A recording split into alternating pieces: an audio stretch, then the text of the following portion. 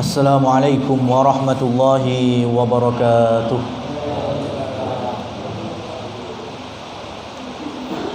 Innal hamdalillah nahmaduhu wa nasta'inuhu wa nastaghfiruh wa natubu ilayhi wa na'udzu billahi min shururi anfusina wa sayyiati a'malina.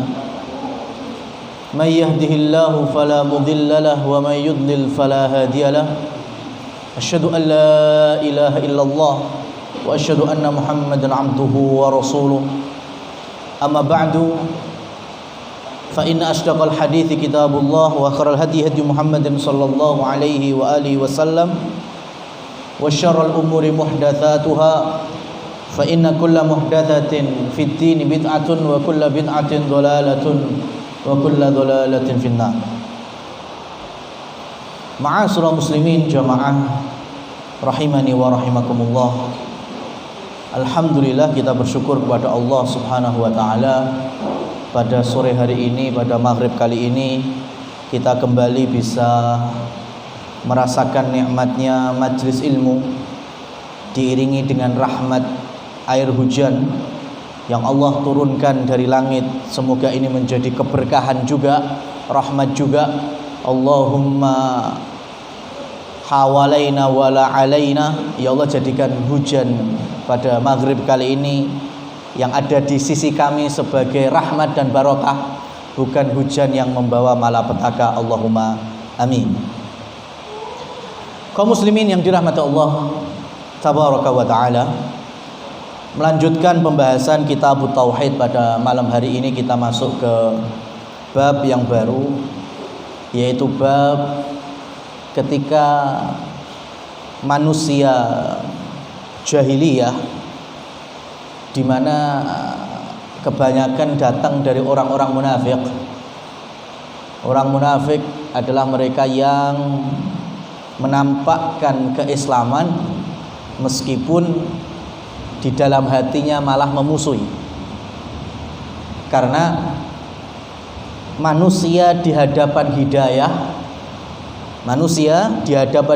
Allah, petunjuk Allah itu, yang pertama ada orang yang secara lahir menerima hidayah, secara batin menerima hidayah. Ini yang kita harapkan. Inilah orang-orang yang berusaha meniti jalan Nabi Muhammad SAW, para sahabat, orang-orang beriman. Secara zahir, apa yang disampaikan oleh Allah, apa yang diajarkan oleh Rasulullah diterima, diamalkan. Hati, lisan, perbuatan, lahiriah maupun batiniah. Ada juga yang kedua, di hadapan petunjuk Allah atau hidayah, lahir batin nolak. Lahir batin nolak. Yaitu orang-orang yang ingkar, orang-orang yang kafir, ya, yang dihadapkan dalil-dalil Quran, hadis-hadis Nabi, ya, Sallallahu Alaihi Wasallam, lahiriah tidak menerima, apalagi batin. Nah, ini jangan sampai gitu. Begitu pula jangan sampai kita seperti orang munafik. Orang munafik di hadapan hidayah, zahirnya atau lahiriahnya nerima, menampakkan, padahal batinnya tidak mau. Gimana caranya? Harus menyelisih. Seakan-akan mereka punya pakem sendiri. Ya, ketika Allah Subhanahu wa taala memberikan syariat demikian, contohnya ayat yang akan kita bahas, yaitu surat Ali Imran ayat 154, sambungan dari pekan yang lalu. Ya, ketika Allah sudah perintahkan ayo turun untuk perang dalam kancah pertempuran Uhud, orang munafik, ya nggak usah perang, kenapa toh? Ya, ujung-ujungnya nanti ternyata, ya, kaum muslimin betul banyak yang syahid, 70 sahabat radhiyallahu anhum. Maka orang munafik mereka dengan bangganya, yo tenan toh, coba rasa sito perang, gak mungkin memakan 70 korban para sahabat. Padahal Allah sudah memerintahkan. Seakan-akan orang munafik mereka lebih tahu, lebih mengerti daripada Al-Khaliq, sang pencipta, Rabbul Alamin yang mengatur alam semesta ini. Lah, sekarang Allah Subhanahu wa taala memperingatkan dengan firman-Nya, yadhunnuna billahi ghairal haqqi dhannal jahiliyah yaquluna hal lana minal amri min syai' qul innal amra kullahu lillah. Ketika orang-orang jahiliyah mereka punya prasangka yang salah, dan prasangka yang salah disandarkan kepada Allah. Kalau kita prasangka yang salah antar manusia sih mending, Mas. Ini sudah ngeklaim, dan klaimnya itu klaim kesalahan, dan itu disandarkan kepada Allah Subhanahu wa taala. Ya. Mereka meyakini bahwa apakah ada hak untuk campur tangan ya antara urusan kita dengan Allah Subhanahu wa taala.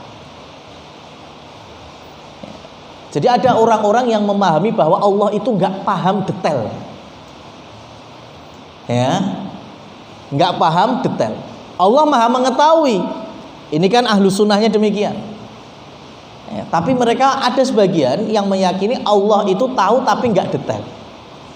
Padahal Rasulullah SAW sudah menyampaikan daun yang jatuh setiap waktu di seluruh muka bumi ini Allah maha mengetahui.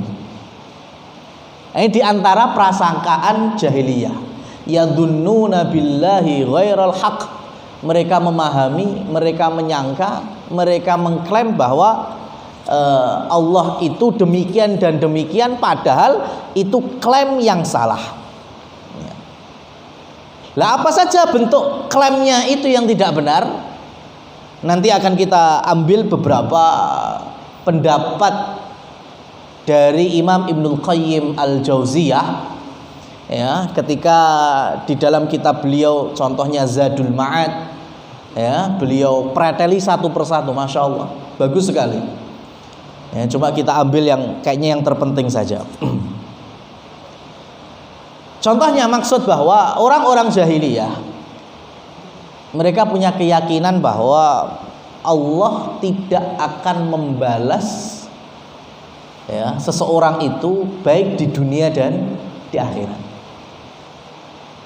Jadi nggak ada istilah al jazaa'u min jinsil amal, nggak ada. Jadi mereka nggak meyakini kama tadinu tudan. Bagaimana kamu beragama maka nanti akan dibalas oleh Allah Subhanahu wa taala. Kalau kamu beragama dengan benar, berarti menjadi orang yang beriman, menjadi orang yang bertakwa, maka Allah sudah menyiapkan uiddat lil muttaqin, yaitu surganya dipersiapkan bagi orang yang bertakwa. Tapi kalau kita beragama dengan ya berbagai macam keingkaran atau mengambil agama ya bukan dari Allah Subhanahu wa taala, bukan Islam, ya, dan Islam satu-satunya agama yang diridhoi, ya. Wa may yabtaghi ghairal islami dinan falay yuqbala minhu wa huwa fil akhirati minal khasirin. Siapa yang mengambil ajaran selain Islam maka tidak diterima, tidak makbul.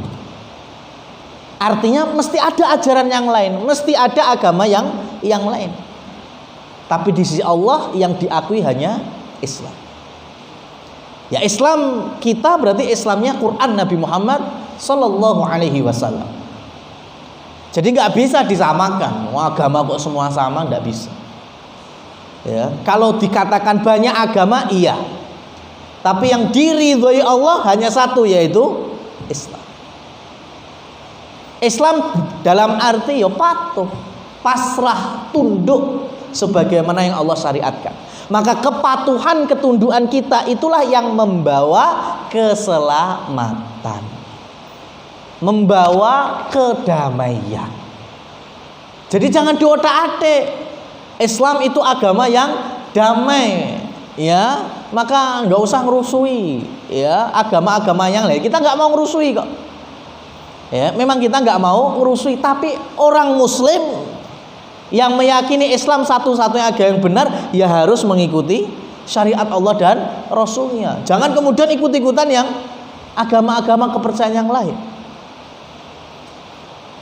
Sehingga salam ya, dalam konteks Arab itu salam itu doa ya, assalamualaikum artinya semoga keselamatan bagi kalian.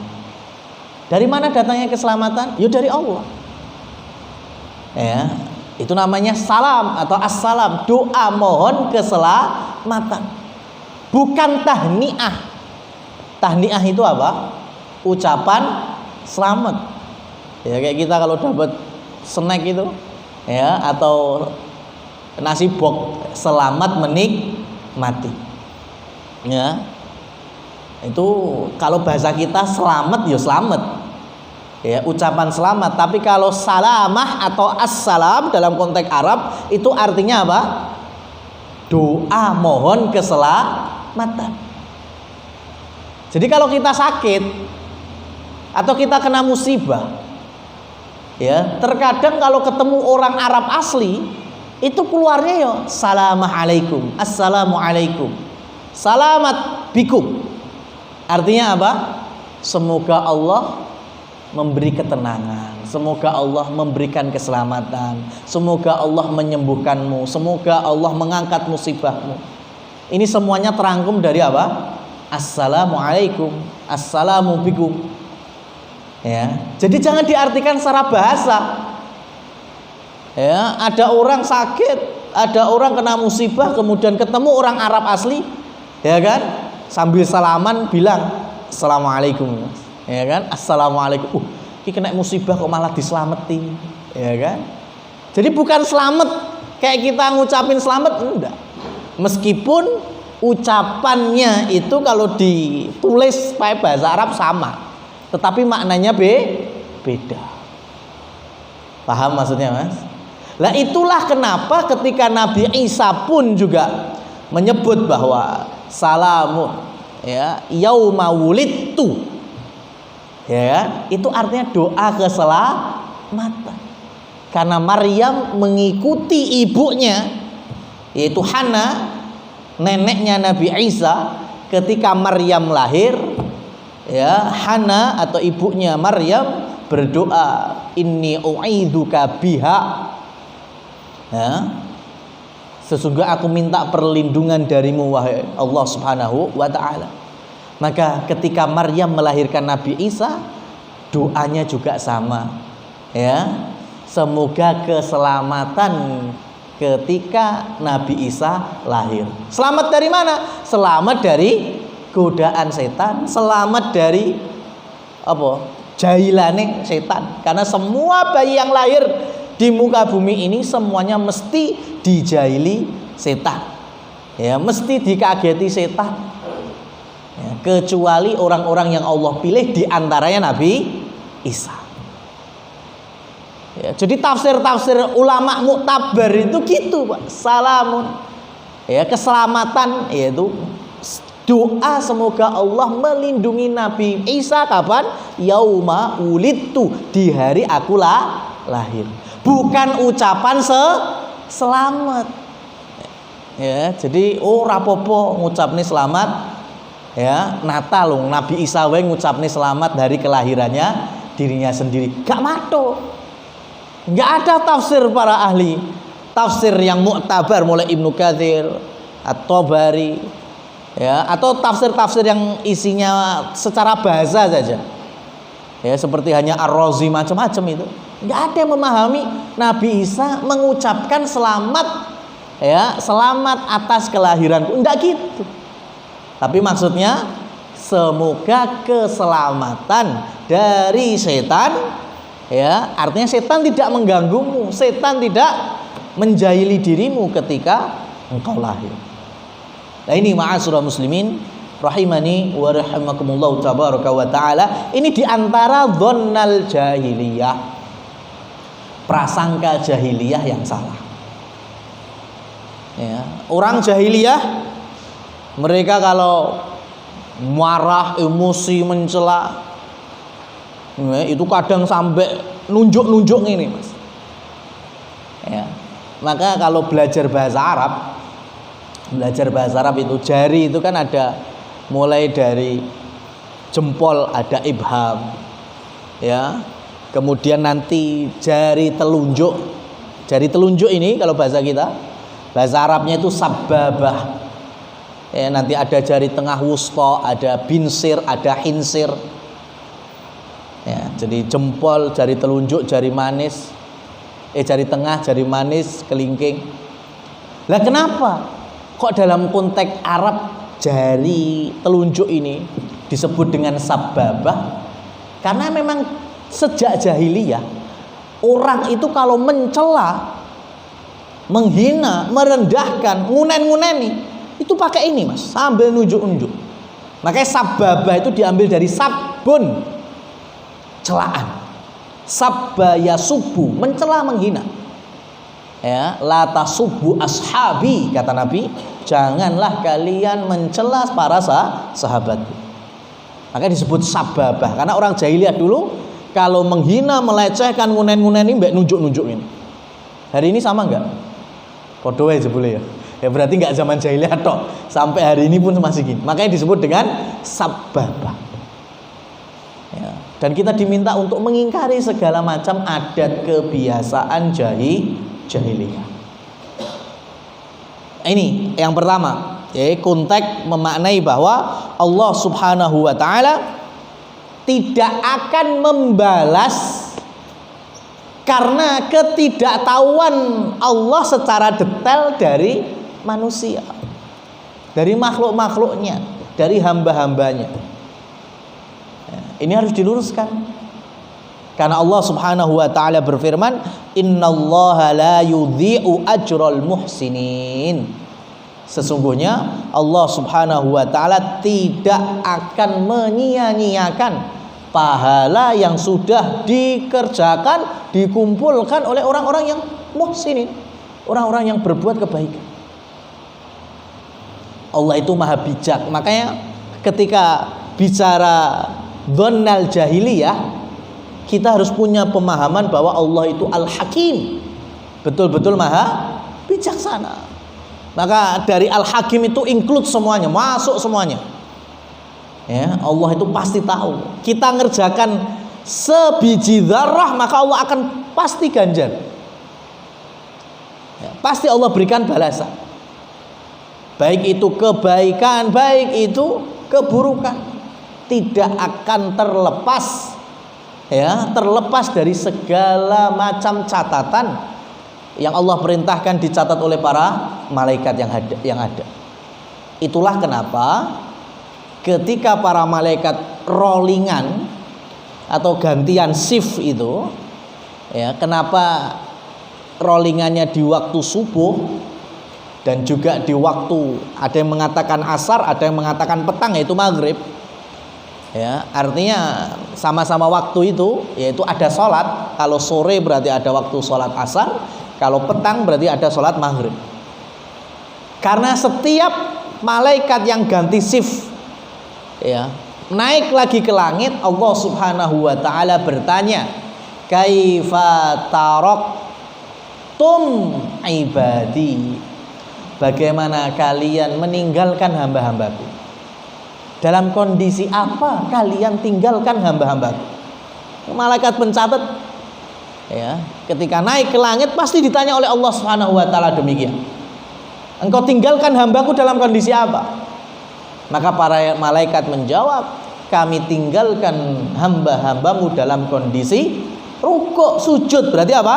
Sholat, merendahkan diri kepada, yaitu sholat apa? Sholat subuh dan sholat asar. Itulah kenapa sebagian para ulama ketika menafsirkan, ketika tidak akan tersentuh neraka, berarti kebalikannya masuk surga. Man hafadha ala salatil burdain, siapa saja yang menjaga dua sholat burdain. Dua sholat burdain ya para ulama menafsirkan satu subuh, satu asar. Karena di waktu itulah para malaikat berganti mencatat. Nah ini ya, jadi kalau perbuatan apapun yang kita lakukan pasti kecatat. Baik itu yang baik, benar, ya, sesuai dengan apa yang Allah perintahkan ataupun sebaliknya. Maka dari sini muncul pemahaman yang harus kita ambil, yaitu la taqnatu mir rahmatillah. Janganlah kita berputus asa dari rahmat Allah. Ya. Karena kalau kita memahami dengan pemahaman jahiliyah, kita hidup nggak ada balasannya. Ya, kita hidup sudah selesai. Maka yo ngapain kita mencari rahmat? Wong lek wis bar yo bar kok. Ya, nggak perlu ada hari perhitungan amal, nggak perlu ada mizan, nggak perlu ada sirat, nggak perlu ada surga neraka. Ya, ngapain kita juga mencari rahmat Allah? Oleh karena itu, orang yang beriman la taqnatu mir rahmatillah. Janganlah berputus asa. Kenapa? Karena selagi kita berusaha mencari rahmat Allah, maka pasti kita dicondongkan kepada kebenaran. Ya, dicondongkan kepada kebaikan. Itulah yang didakwahkan oleh Nabi SAW di setiap kaum muslimin sesuai dengan levelnya. Ya, sesuai dengan levelnya. Makanya kalau ada orang datang, orang Badui datang, tiba-tiba tanya, "Hei Muhammad, mata sa'ah?" "Hei Muhammad, kapan kiamat?" Ya, kapan kiamat? Nah, ini tentunya Nabi tidak menjawab sebagaimana jawaban bagi para sahabat-sahabat yang setiap hari berjumpa dengan beliau. Jawabannya nggak seperti Abu Hurairah atau untuk Abu Bakar yang runut itu. Apa saja asroti sa'ah, tanda-tanda hari kiamat. Nggak seperti itu Rasul menjelaskan. Karena ini orang Badui. Ya, maka Rasul hanya menjawab dengan pertanyaan balik. Madza a'datta biha? Awakmu tekok kapan kiamat, memang persiapanmu apa? Ya, koyo-koyo es kendel, siap menemui hari kiamat. Maka kemudian orang Badui itu menjawab, ya hubbullah wa rasul, cintaku kepada Allah dan utusannya, yaitu Nabi Muhammad SAW. Maka kemudian Rasul menjawab, anta ma'aman ahbabta, engkau akan dikumpulkan, ya, akan bertemu, berjumpa dengan siapa yang engkau cintai. Berarti ini sanjungan Nabi untuk orang Badui tersebut. Sudah, orang Badui ini pulang sudah membawa bekal. Yang penting cinta Allah, yang penting cinta kepada Nabi, dipegang terus. Nah, ini beda dengan para sahabat yang ada di kota Madinah atau di sekitar Masjid Nabawi. Ya, nggak sesimpel itu Rasul menjawab kalau pertanyaan yang sama, kapan hari kiamat. Ya. Maka ketika ada orang yang mungkin kesehariannya tidak lepas dari maksiat, pelaku dosa besar, kemudian datang kepada kita karena barangkali dilihat kita ini sregep naik masjid, sregep kajian, ya, dinilai sudah tahu agama, kemudian ditanya, lah aku tobat, kira-kira Allah mengampuni apa tidak?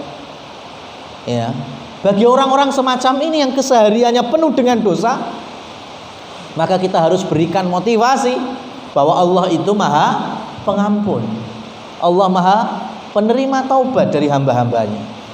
Dibesarkan hatinya supaya lebih dekat kepada pintu taubat dan hidayah Allah Subhanahu wa taala.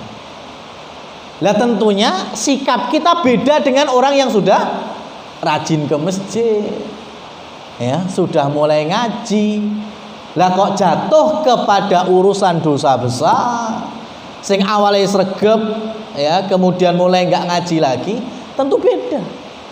Karena sudah mulai dikenalkan kebenaran, kebaikan. Ya. Karena hawa nafsu, ya, dan godaan iblis, mau kita perlu yang namanya ketegasan ya perlu. Sesekali nggak apa-apa bagi siapa? Orang yang sudah mulai mengenal agama Allah ini. Ya. Maka ketika ayat la ikraha fiddin kita gunakan ya bagi mereka yang belum masuk ke Islam.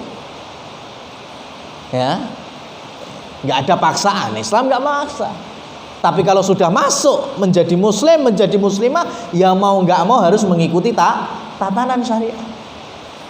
Yang muslimah karena ada perintah menutup auratnya harus diminta menutup aurat. Yang laki-laki ada kewajiban, diantaranya mendatangi masjid di setiap 5 kali waktu sholat. Ya berarti perintahnya. Ya, jangan kemudian kita samakan wong sing biasa sregep neng masjid ya sama orang yang memang pelaku dosa dan maksiat yang mau taubat. Ini ma'asyiral muslimin rahimani wa rahimakumullah tabaraka wa taala. Kemudian yang berikutnya,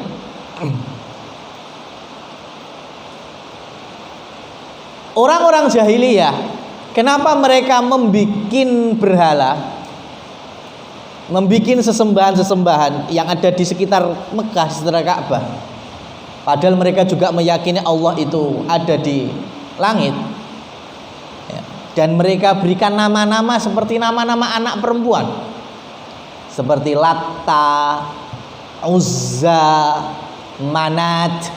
Itu kan nama-nama anak perempuan ya. Uzza dari Aziz ya, kemudian apa, Latta dari Ula atau Ali ya. Maka orang jahiliyah masih punya keyakinan kalau Allah itu butuh pasangan atau masih butuh keturunan, yaitu punya anak, punya pasangan. Makanya mereka bikin berhala-berhala yang ada sangkut pautnya dengan Allah yang ada di atas langit. Ini siapanya? Anggaplah tadi Uzza ini anak perempuan Allah, atau ini anak laki-laki Allah, atau ini pasangan Allah.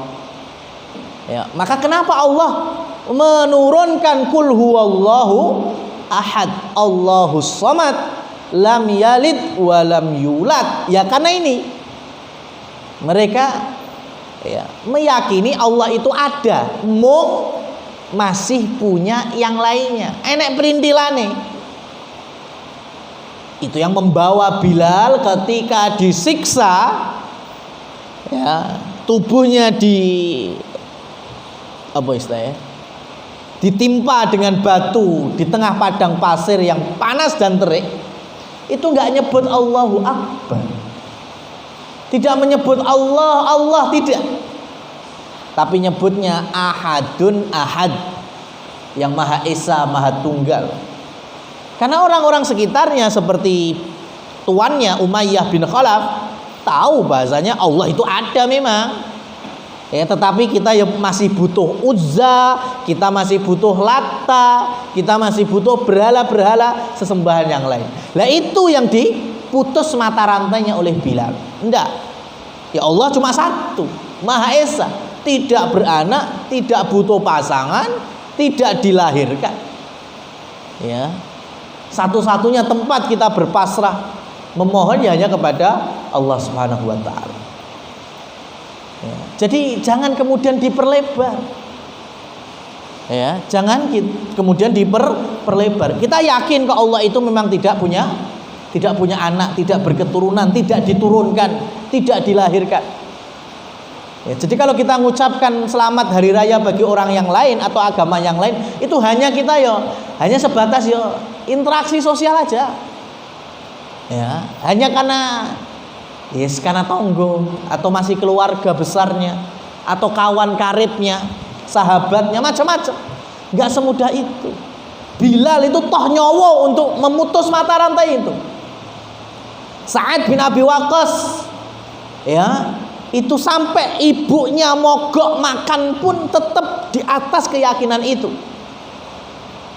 Sampai ucapannya ditulis, "Ibu, kalau engkau mogok makan sampai mati supaya aku meninggalkan ajaran Muhammad, kemudian hidup lagi, tahu aku ini anakmu bertauhid, meyakini Allah tunggal, kemudian mogok makan lagi, ya, mati lagi sampean, hidup lagi terus sampai berpuluh-puluh kali. Ya, kalau nyawamu ada 90 sekalipun, maka aku tidak akan pernah meninggalkan agamanya Nabi Muhammad SAW." Ini keyakinan para sahabat zaman dulu. Ya, kita ukur disindir dikit yang geliyor, Pak. Ya, poes berarti intoleran. Masya Allah. Maksud kita terus yang jadi samsaknya. Kaum muslimin punya tauhid, keyakinan itu baja, Pak. Jangan kaca, tapi baja. Warung di apa wae jenenge baja kuat. Tapi kalau kaca disentil pakai koin, tek, pecah, bentet. Ya. Kalau semua sindiran itu datang dari seluruh manusia, tapi kalau Allah sudah memberikan bahwa inilah yang benar, ya, qul huwallahu ahad, laqad kafaral ladzina, sungguh telah kafir, ya, orang-orang yang mengatakan Al-Masih ibn Allah, bahwa Isa adalah anak Allah. Ya. Sungguh telah kafir, laqad kafaral ladzina, orang-orang yang mengatakan bahwa Al-Masih tsalitsun tsalatsa. Ya, ada yang namanya Trinitas. Ya. Itu sudah dicap Al-Qur'an dengan detailnya. Ya, kalau mau buka tafsir-tafsir para ulama, masya Allah. Dan itu yang membawa para sesepuh dulu, ya, para alim dari ulama-ulama senior kita, itu sampai rela dicopot jabatannya, sampai rela mungkin diungsikan, ya, hanya untuk membela kami itu muslim. Ya, kalau pengen dihormati, maka hormati juga kami dengan keyakinan kami. Kalau hanya itu sebatas lesan, yuk balik. Sebatas lesan ucapkan syahadat, asyhadu alla ilaha illallah wa asyhadu anna muhammadar rasulullah. Mau nggak kira-kira? Kan juga nggak mau. Ya, jadi perkara lisan itu bagian dari iman. Karena iman adalah qasdul janan, keyakinan dalam hati, wa qaulun bil lisan, ucapan lisan. Ya, ucapan lisan ada yang bernilai kekufuran. Ucapan lisan juga punya makna tauhid. Di saat kita berzikir, berdoa, bermunajat, hanya kita sandarkan kepada Allah, maka di situ lisan kita sedang memiliki keimanan demi keimanan. Tapi kalau lisan kita dengan mudahnya selamat hari ini, selamat hari ini, oh apa wae, Pak. Dan itu karena orang-orang kafir nggak punya adab-adab, nggak punya akhlak-akhlak ini. Mereka sama orang tuanya nggak ada namanya berbakti, sopan santun. Terkadang lansia di gua, ketika sudah sepuh ditaruh di panti jompo gitu tok wis. Dengan ayahnya kerah terus, dengan ibunya slek, metu komah macam-macam. Bingung akhirnya. Ya, bingung akhirnya. Gimana ini? Supaya generasi itu masih ada rasa lah ke orang tuanya. Maka kemudian mereka mengkampanyekan, mereka kemudian demonstrasikan, ya, kemudian memperkenalkan, mempromosikan, setidaknya lek awakmu mbek wong tua iki kerah terus, slek terus, gak gathuk terus, setidaknya jadikan ada satu hari lah seakan-akan engkau itu akur dengan orang tua, akur dengan ayah, akur dengan ibu. Muncullah Mother Day, gitu kan? Hari ibu. Oh, kaum beriman muslimin yuk birrul walidain, kapanpun, bahkan sampai orang tua meninggal pun kita masih wajib untuk berbakti. Dan itu konsepnya hanya di Islam, nggak ada yang lain. Ya. Di bawah sampai meninggal orang tua masih ada kewajiban kita berbakti kepada mereka, menyambung hubungan kerabat ya, yang dulu biasa disilaturahimi kita teruskan. Ini bukti konsep berbakti itu terus ada. Kawan-kawan karib ayah kita, ibu kita yang dulu dekat ya, dulu biasa dijenguk, diziarahi, kita teruskan ini untuk menyambung hubungan kebaikan ini. Ini contoh berbakti kepada orang tua yang sudah meninggal, apalagi yang masih hidup. Imam Bukhari membuka kitab Adabul Mufradnya dengan bab birrul walidain, dan di bab birrul walidain itu ada sub atau pasal wujubu birrul walidain wa in kana dzalama. Wajibnya berbakti kepada orang tua meskipun keduanya mendolimi kita. Sudah selesai jawabannya. Mau orang tua kita di mata kita nggak adil, ya, di mata kita ya berburuk perilaku, tapi kita tetap harus menegakkan hak mereka. Hak mereka yaitu kewajiban kita, ya, berbakti kepadanya. Nah, berbakti ini tetap dalam konteks apa? Ketaatan kepada Allah. Mereka butuh apa, selagi tidak maksiat kita lakoni. Ya, sesengit-sengit apa, sepedes-pedes apa ucapan mereka ke kita, ya jangan sampai kita ya berontak kepadanya ya, atau sampai membalas dengan ucapan yang serupa. Ya, kono misuh mosok awake dhewe genti misuh kan enggak. Ini bukti kalau Islam sampai di level ini konsep berbakti kepada orang tua. Nah, ma'asyiral muslimin rahimani wa rahimakumullah tabaraka wa taala. Sampai ada riwayat dari seorang jariyah. Jariyah itu budak perempuan. Di dalam kitab Tarikh Al-Baghdadi ada seorang qadhi itu hakim di suatu wilayah yang bernama Ubaidillah bin Hasan Al-Ambari. Ubaidillah bin Hasan ini punya budak perempuan, ini masih zaman perbudakan. Dan budak perempuan otomatis sama majikan laki-laki boleh untuk dikumpuli. Ya, ini di masa perbudakan. Maka di suatu malam Ubaidillah bin Hasan tadi berkumpul dengan budak perempuannya. Habis ngumpuli tidur. Masih belum subuh nih, masih di waktu tengah malam, dini hari itu. Bangun Ubaidillah bin Hasan. Kemudian loh kok ternyata budak perempuannya gak ono nih. Ya, tidak ada di sampingnya. Akhirnya punya firasat, ini melarikan diri ojo-ojo. Ya. Kemudian dicari, ternyata budak perempuannya sudah dalam kondisi sholat malam, berarti kan sudah bersuci, sudah sholat malam, kemudian berdoa, bermunajat kepada Allah Subhanahu Wa Taala. Doanya, Allahumma bihubbikali ighfirli. Ya Allah, melalui cintamu kepadaku, ampunilah aku. Lihat nih lafaz doanya ya. Ya Allah, melalui cintamu kepadaku, ampunilah aku. Maka si hakim mendengarkan tadi, atau tuannya mendengarkan, langsung ngoreksi. Hei budak, jangan seperti itu berdoanya. Ya, dirubah. Yaitu Allahumma bihubbi ilaika faghfirli. Ya Allah, melalui cintaku kepadamu, ampunilah aku. Bisa tahu bedanya enggak, Mas?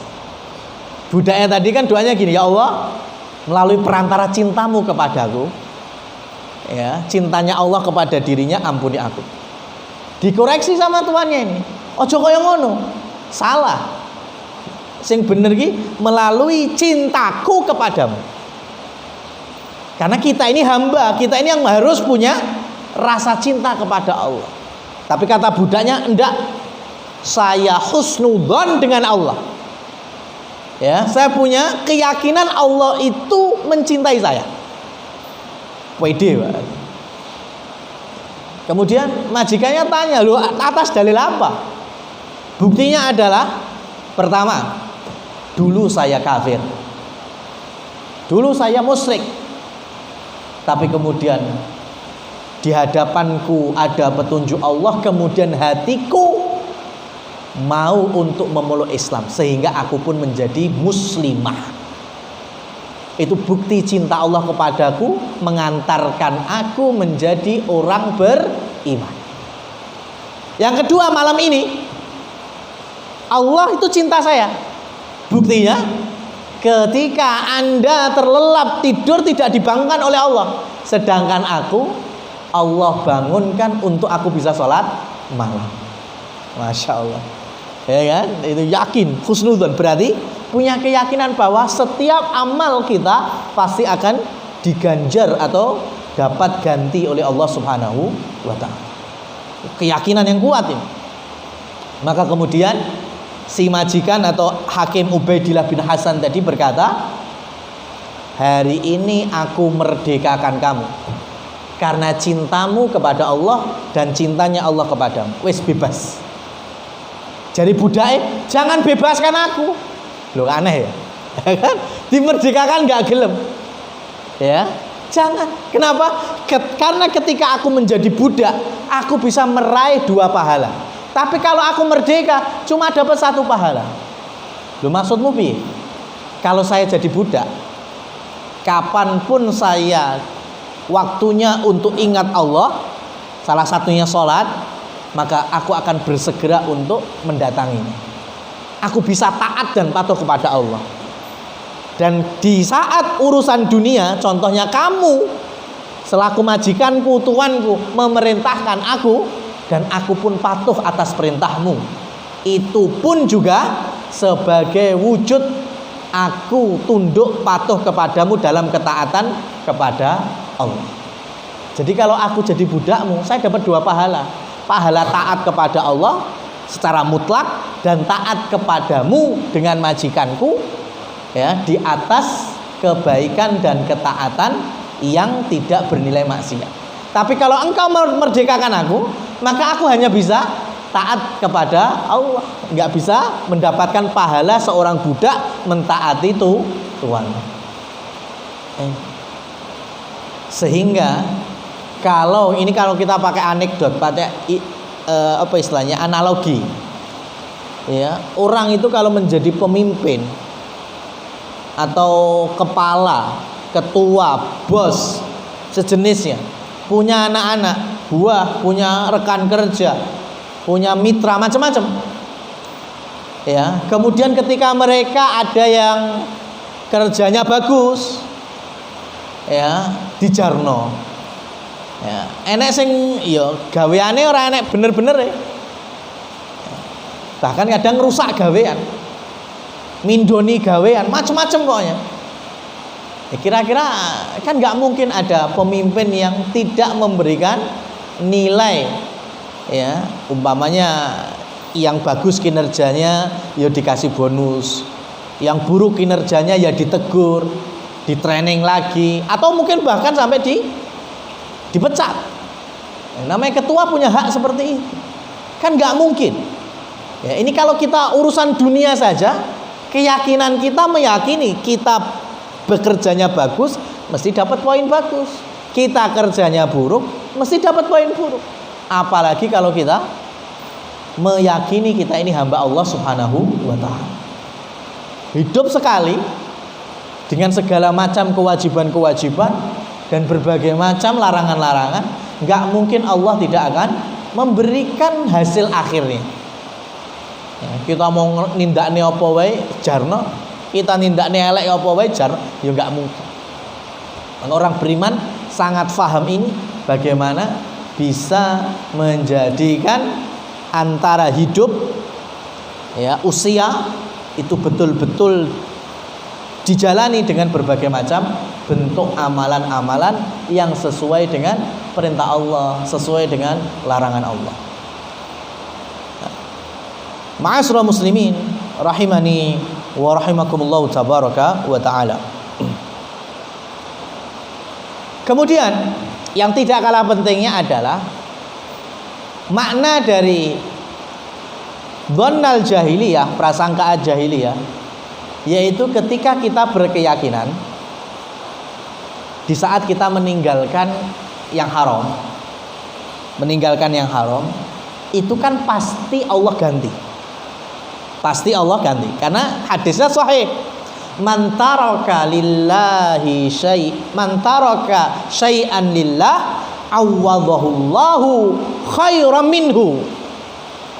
Siapa saja yang meninggalkan sesuatu karena Allah, sesuatu ini berarti perkara larangan, perkara yang haram, karena Allah, ikhlas ninggalkan ini karena Allah, maka Allah pasti ganti dengan yang lebih baik.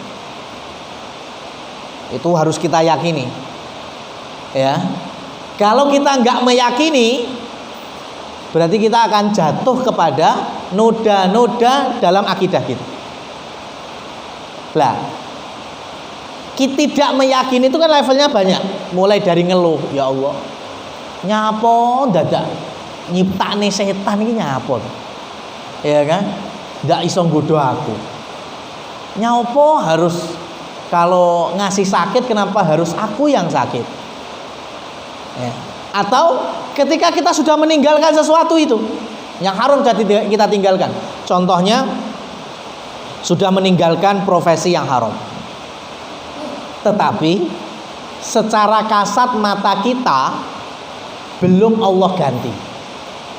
Ya Allah, jare lek wis ninggal sing haram, mesti enek ganti sing luwih apik. Lagi perasaan wis tak tinggalne. Ya, keurung-urung diganti. Ini salah satu contoh. Ya, karena Allah itu Maha mengetahui, Allah Maha bijaksana. Allah ganti di dunia bisa, Allah ganti di akhirat juga sangat bisa. Cuma kita butuh sabar dalam prosesnya saja. Jadi kalau kita meyakini bahwa Allah pasti ganti yang lebih baik, kalau hari ini kacamata kita secara duniawi belum diganti, maka sangat terbuka besok Allah jadikan timbangan amal kebaikan kita di akhirat, yang saat itu kita sangat butuh sekali. Ya. Maka kita sekarang infak, sedekah, ya, jangan langsung pengen jari diganti 700 ping, jadi diganti 10 kali lipat, jadi diganti lebih banyak lagi. Kok urung-urung? Itu karena matematika kita, matematika dunia. Ya, pokoknya infak 100 ya dadi ping 10 berarti dadi 1 yuta. Ya, lek di ping 700 berarti dadi 7 yuta. Perasaan infak 100.000 kok urung dadi 1 yuta. Itu hitungan kita. Nah, ketika Allah akan mengganti yang lebih baik, itu nggak mesti harus bernilai duit nominal yang sama-sama rupiah. Ya, bisa jadi dengan kesehatan kita yang jarang sakit, bisa jadi teman yang baik, bisa jadi lingkungan yang soleh, bisa jadi kerenteknya ya jiwa ketika di situ ada ketaatan kita langsung gapai, di situ ada kebaikan langsung kita raih, masya Allah. Itu bukti salah satu nilai dari sedekah infak kita. Ini yang kadang nggak sumbut sama ya karena unsur duniawi tadi. Apa wae sangkut pautnya dengan dunia. Ya. Jadi keyakinan orang beriman, pokoknya kalau kita meninggalkan yang haram pasti Allah ganti. Cuma tidak mesti dengan kasat mata unsur dunia, harta, kekuasaan, ya. Ketenangan itu jauh lebih berharga. Ya, ketenangan itu jauh lebih kita cari sebetulnya. Itu yang kenapa ketika kita merasa mungkin miskin, kurang harta, karena ada lingkungan yang lebih kaya, ya, yang lebih berharta, ya seakan-akan karena yang miskin mesti dihina, mesti dilecehkan. Ini berarti PR kita kan untuk tidak saling merendahkan, menghina hanya karena urusan dunia. Para sahabat dulu miskin itu memang pilihan. Dan mereka ketika ada yang kaya, ada yang miskin biasa saja. Ya, nggak ada perbedaan di dalam interaksi. Malah dengan ada yang si kaya bisa melembutkan hatinya dengan menyedekahi atau membantu yang miskin. Yang miskin dengan doa kuatnya itu bisa memuliakan yang kaya. Masya Allah, harmoni Pak kehidupan. Ya, cuma ya setan tidak ridho dengan semua ini, makanya dibentuk gimana caranya. Pokoknya si miskin harus dihina, makanya si miskin nggak bisa untuk hidup kecuali harus merubah menjadi kaya raya, meskipun itu menerjang apa yang Allah haramkan. Demikian yang bisa kita ambil pada kesempatan kali ini, semoga bermanfaat. Aku qouli hadza fastaghfirullah li wa lakum wa subhanakallahumma wa bihamdika asyhadu an la ilaha illa anta astaghfiruka wa atubu ilaik wa akhiru da'wana alhamdulillahi rabbil alamin. Wassalamualaikum warahmatullahi wabarakatuh.